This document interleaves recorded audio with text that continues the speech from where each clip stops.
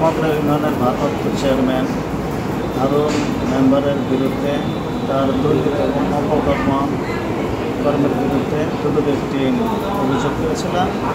25 তারিখে এই গণশুনানি ছিল টাঙ্গাইল জেলা শিল্পকলা একাডেমিতে।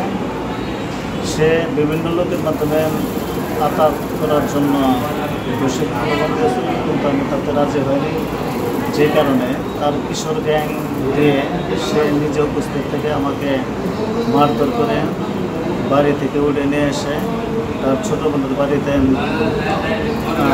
গোপন কামরায় আটকে রাখে এবং মারধর করে।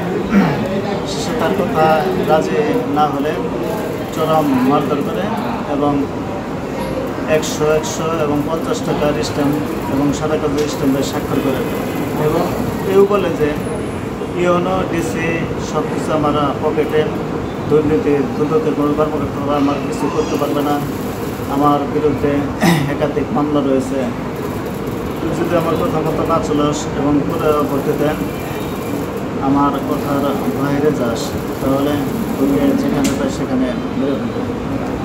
এবং মারতে মারতে এক সময় স্ট্যাম্পে স্বাক্ষর নেওয়ার পর সে এতটাই আমার উপরে আঘাত করে যে আমি জ্ঞান হারিয়ে ফেলি এবং জ্ঞান খুললেন দেখি যে আমি হাসপাতালে।